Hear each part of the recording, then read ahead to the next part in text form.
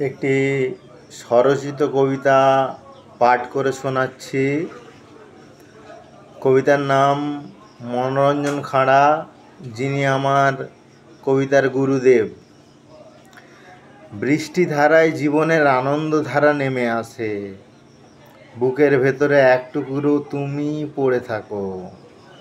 এক টুকরো অভিমান নিয়ে মানব শিশুর দু চোখ জলে ভেসে যায়। কবি মনোরঞ্জন খাঁড়া কিভাবে হেঁটে যায় তার উদাসীনতার আরো গভীরে, সে অভিমান দেখেছি আমি। মানুষের স্বপ্ন ভেঙে খান খান হয়, আমি বেঁচে থাকি সেই ভাঙা স্বপ্ন নিয়ে। অহংকার অভিশপ্ত হয় আপনার গুণে, অসহ্য যন্ত্রণায় নীরব ক্রন্দনে জীবন তবু মধুরতাময়। নমস্কার।